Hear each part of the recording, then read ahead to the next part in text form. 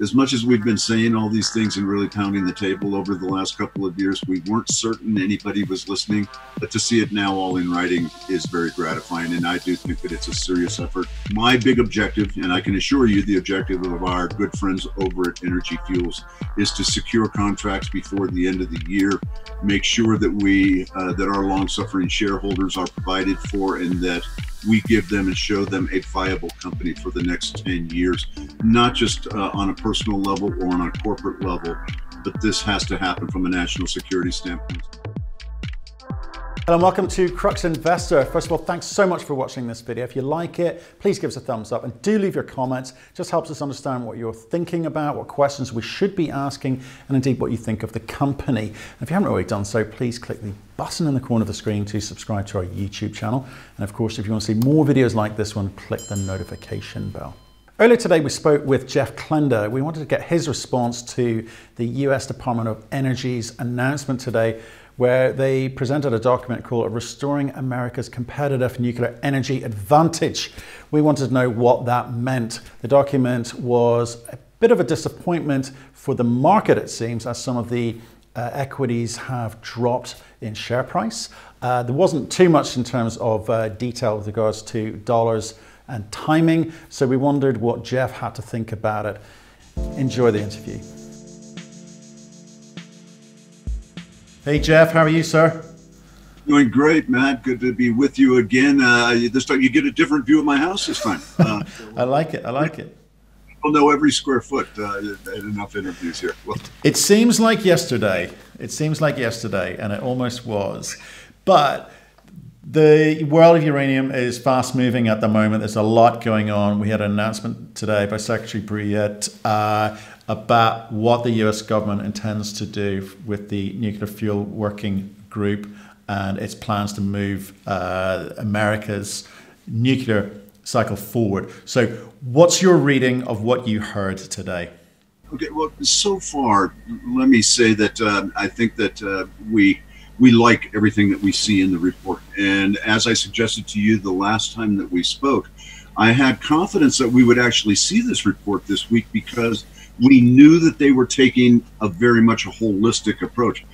That was actually quite an understatement when I made that. And when you think about actually how all-encompassing this working group report is, covering every nook and cranny in the nuclear fuel cycle, it is not just a holistic approach.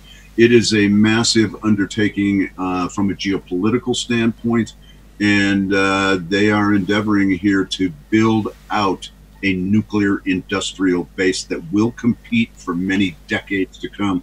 And it's coming, of course, none too soon. Well, they made some pretty big plays today in this document. Look, I think the market has reacted negatively to this. So I want to understand from you why you're pleased with it, okay?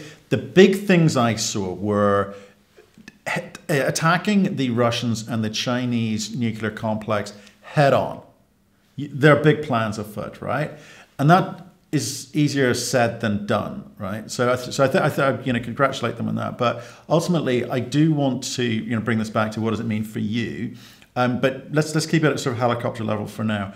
Do you think the U.S. government is just grandstanding in an election year, or are they serious about this? No, I think they're serious about this. And look, it's not grandstanding in an election year. And the reason I am absolutely convinced of that is that we have been saying this for 2.5 years now. We said it we as often and as strongly as we could possibly state it through the entire 232 process that we were losing our seat at the table.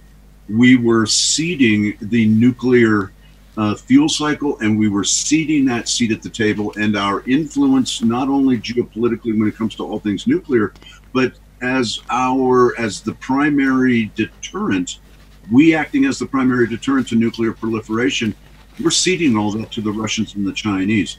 So it gives me a great deal of confidence that they are addressing both of those two countries specifically in this report, and talking about very specific means by which they intend to address it. So I think that they're very serious, and the devil's, of course, in the details. And I think, unfortunately, the investors, we saw big movement up this morning, followed by big movement down on massive volume.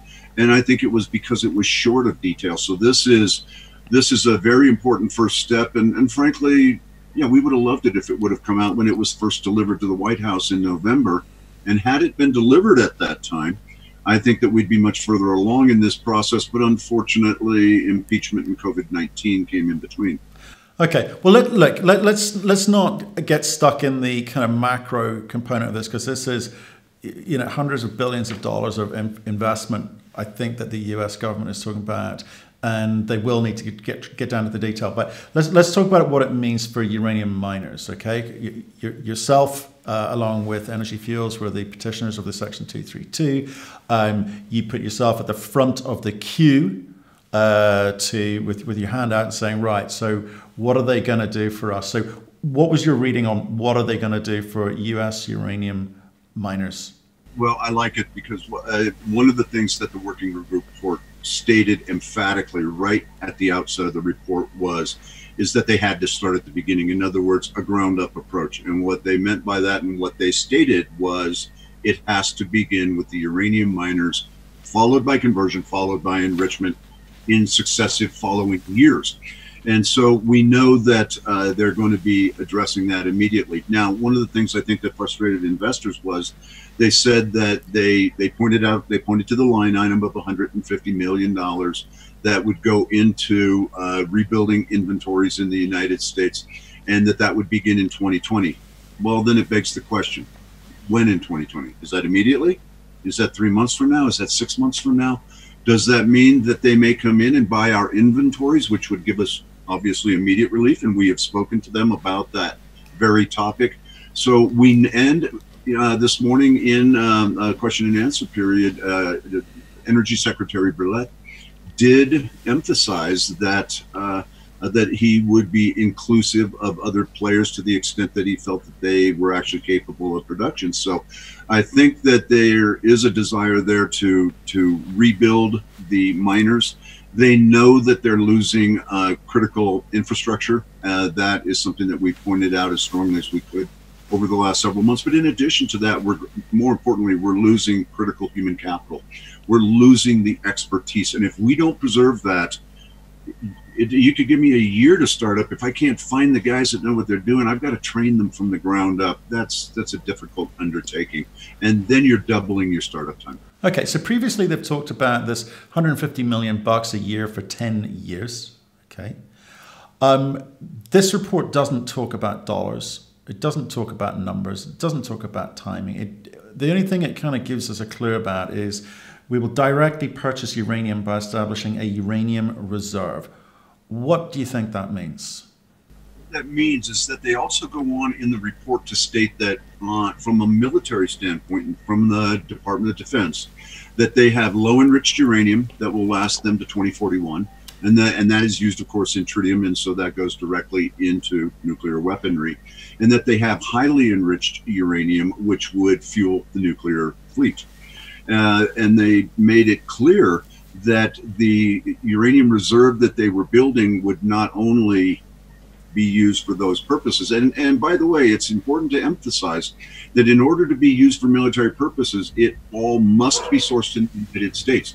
The uranium must be mined here, the conversion, the enrichment, the fabrication, all done in the United States, or it doesn't qualify as unobligated. In other words, it can be used for military purposes. So they made it very clear that they wanted to be certain that they were building an inventory that was also a fallback position in case there was a disruption of delivery of supply to the United States utilities, so that it could be used for commercial backup as well. So it's covering a lot of 15 to 19 million pounds over a 10-year period is just the beginning, because it doesn't come near it close to covering those types of requirements. And there have been discussions in the past where people were mooting that the US government would buy ore, uranium ore, unprocessed. Do you think that's realistic from what you've seen today? Well, they won't buy ore. You mean unprocessed as in conventional? No. But will they buy U3O8 that we drum out at Lost Creek? Absolutely. And that is exactly the inventory that they are looking to build, in addition to conversion, by the way. And so they have to have both. And I think that, we're prepared, of course, to ramp up at Lost Creek. We have stated this, that for as little as $15 million, I can be at a 1 million pound per year run rate in as little as 6 to 8 months. So we stand ready. We've preserved our operational staff. And this is exactly what the federal government will be looking at when they determine who they should hand contracts to. There's two of us, as you've pointed out, ourselves and Energy Fuels. We've spearheaded this thing for more than 2 years now, 2.5 years. I like to think that that puts us in a front-running position. And I think that, look, the people at Department of Defense and Energy, they want pounds. They don't want promises. And we can provide them pounds. Okay, so looking forward, there's a process to deliver all of the detail. Are you going to be involved in that process? How are you feeding into that process? Because I think the thing that people want to understand, and you bang this number out a lot, Tim Gitzel's banged this number out a lot, you guys need $60 a pound. Does the US government, Department of Energy, Minister Bruyette, does he understand that? I think he does. And by the way, we've had these conversations before he was Secretary Bruyette. And while he was with Department of Energy. So actually we've had these conversations directly with him. And the thing that I think needs to be emphasized is that a price that we absolutely need, or would, if we were at a full-on run rate and fully maximizing our economies of scale? Well, no. But when you're on care and maintenance and you have to spend CapEx to ramp up, you have to explore and develop to replace resources that you're now producing, and you have to provide a reasonable rate of return to your shareholders, then yes, you have to have that type of pricing. I think that the Secretary of Energy is fully aware of that. And to answer your question, will we be engaged in that process?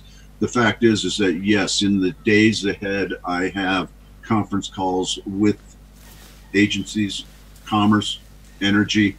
Defense doesn't take calls from us anymore. Once they feel that they know everything, they don't want to talk to you anymore.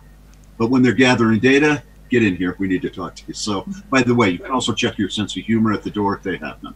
So, but they're a good group of guys. They understand that what needs to be done here, and I think that's well reflected in the report. So that is one of the things that does excite me, and I think that they've done a great job of expressing. And I'm talking about defense here now, and energy, expressing their very serious concerns here, because they are losing a geopolitical race that they just can't afford to lose. Well, let's talk about that. Russian suspension agreement. There's two trains of thoughts. One, cut them off. Two, gradually reduce the amount, go from 20, 15, 10, 5, 0. Where are you? In the last week, there have been a number of developments on that front.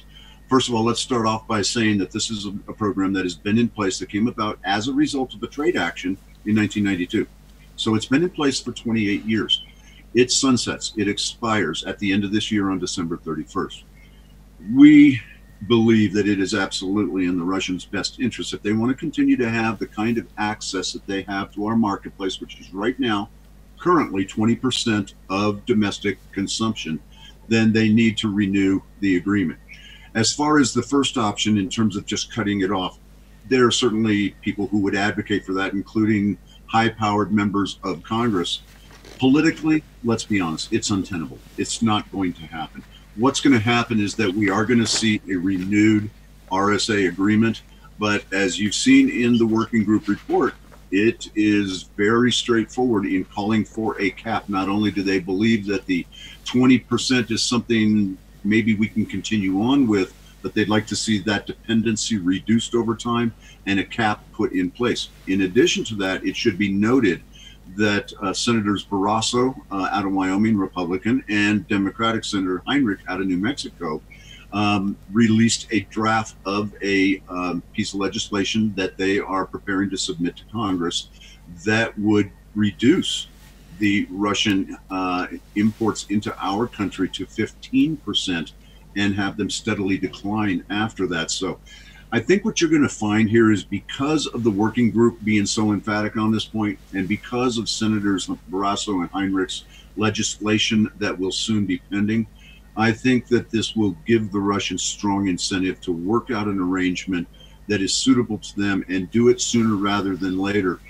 Where we stand on that and where we come into play on that is that if you're a uranium producer or a converter, you have to remember what the Russians want to do is that they want to provide enrichment to the United States utilities. That's where they make their money. But what happens is that there are component feedstocks that go into that in the form of U3O8 and UF6. So what we are saying is that, great guys, let's renew an agreement here. Let's get one on the books and let's extend it for another 10 years, 20 if you'd like. But we need to make sure that we are taken into consideration in terms of those component parts. So if there is feedstock that goes into that 20% that you're going to provide of U.S. consumption, then we need to make sure that our interests are provided for. And I think the Department of Commerce is very sympathetic to that and realize that there needs to be a U.S. feedstock component on both the U3O8 level, yellow cake, and at the conversion level, ConverDyn. So I think that the Russian suspension agreement is very much a part of the working group here. And as we talked about in our last conversation, it's part of that holistic approach, but it's a very vital component. Are you advocating a bifurcated market in terms of pricing there? That could very well be the case. And I'm not going to, I won't say it now. If we had the 232 and the quota had gone into effect, we know that would have resulted in a bifurcated market. Here, we're seeing uranium prices rise. They're currently at $33, and that's up from $24 just, 3 weeks ago, 4 weeks ago. So we've had a 35% increase in the price of uranium. Will it rise enough that it will do a lot of good for guys outside the United States, some of the foreign explorers, some of the large-scale explorers? That I don't know, whether or not there'll be a bifurcated market, because remember, the action that's being taken here is government action. And that is not dependent on the commercial marketplace or the domestic or the global quotes for U3O8 or UF6 or even enrichment. Okay, I guess you guys are going to need to get into the detail, and I guess us guys in the market are going to have to wait for that detail. Last question, because I know you've been on a lot of calls and you're going to be on a lot of calls today. Last question. We've seen the price of uranium, spot price of uranium, recover over the past few weeks. And that's been a case of caused by Cigar Lake, Kazatomprom, COVID-19 affecting production all around the world. That's well understood now. Do you think today's announcement or lack of detail in this announcement is going to affect that growth in the spot price? You know what? It's hard to say, and I'm anxious to see the close, just as you are on uranium spot price today. But the fact is that I don't think that it has immediate impact. What has far more impact is the supply destruction that you described. With that supply destruction, 46 million pounds have come out of the market in the last 30 days. I mean, that's 35% of primary production. So, everybody will benefit from, all boats will rise with that rising tide if that spot price keeps rising. And the last time that spot was at $40, our stock was at $2.40. So, yes, no one wants a higher spot price more than we do. I think that we're finally getting to a point, and there's even word that Olympic Dam may shut down in Australia. So you would have 8 of the 10 largest primary producers of uranium on the planet shut in. The utilities have got to be taking note of that. We have seen more RFPs come from them, seen 4 since the beginning of the year that have come to me directly. I've answered all of them. I think we're going to see many more. They've been consuming their own inventories. I think they and their public utility commissions in particular are realizing that's unsustainable. You can't do that. You can't, you're burning your furniture for firewood. They're getting now to the point where they're down below 2 years of reserves in the way they measure it. That's a pretty dicey position for a utility to allow themselves to be placed in. So I can't answer that whether or not we'll continue to see a sustained higher price. I do believe that with the supply that's come out of the market, I think that's good for probably $35 a pound or better.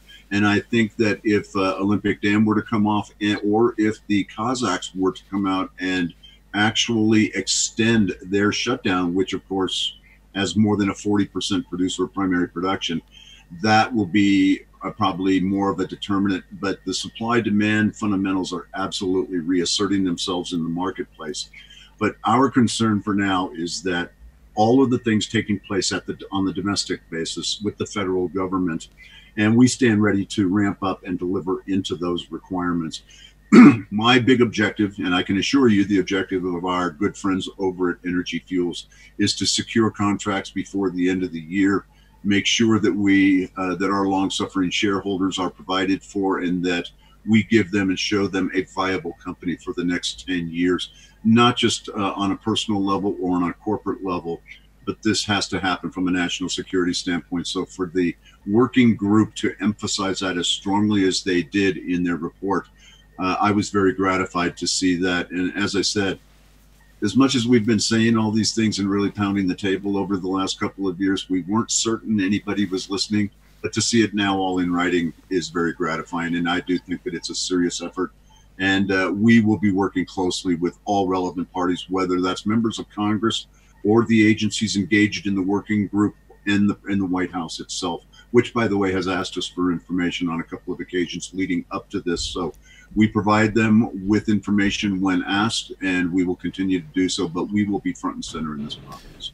Okay, Jeff, I think thank you for that. What I'm hearing is believe in the supply-demand fundamentals, and as disappointing as today's announcement was in terms of detail, it suggests a big move by the US government to get back into the nuclear fuel cycle globally. Well, again, I would restate what I said from the outset. They state in the conclusion of this document that they are doing nothing less than building a uranium industrial base, very similar to our defense industrial base. That's a massive undertaking. We've let it deteriorate. We're starting a 100-yard dash 10 yards in arrears. We have the technology. We have to rebuild the technology. But the big issue here is that you've got the Russians and the Chinese going out there and building 100-year relationships with countries when they build out nuclear reactors for them. So we cannot afford to let them enter into these type of relationships uncontested without putting our own hat in the ring and making sure that we have a seat at the nuclear table. And besides that, I mean, let's face it. I mean, we are the primary deterrent to nuclear proliferation. That's always been our role. We've got to continue in that role. It's absolutely imperative, not only to us as a country, but to the free world. So it's nothing, that's a charge we don't take lightly. Okay, and sorry, I always say this, one last question. The last question is, what is the next announcement going to be from the US government and when? I think what happens next is that they will specify what happens and what they meant by this begins in 2020. And we will, by the way, on our conference calls that we have over the next couple of days, you better believe that that is going to be one of the primary topics of conversation. Guys, what do you mean by 2020? Will you buy we have inventories. Will you buy my inventories right now because that extends my runway? Then you can take a little longer to work on some of these things. Doesn't bother me because I'm safe and secure. We've got good runway anyway, as does our partner company, Energy Fuels. So I think we both feel fairly secure in that, and I think we're in better position than any other players out there in the marketplace. But I think what comes next is that we have to find out what is meant by 2020. When we can expect that, and I'd like an answer to that, frankly, in the next 30 days. If we could get that, I think that we're golden, and that's exactly what we're hoping for. And then beyond that, we need clarification on when they would be prepared to enter into contracts. And there's just one more thing that I would emphasize to your listeners, and that is that there has been put forward the suggestion that this is such an imperative that this 150 over a 10-year period of time is not something that we should wait to play out through the budget process, because we're not going to see any conclusion to that until the end of the year, but rather it should be brought forward and made part of the stimulus packages that are in play right now. We will certainly be pressing for that. Jeff, you're a star. I look forward to some updates from you next week, no doubt, the way things are moving. Always appreciate the venue. Thanks so much.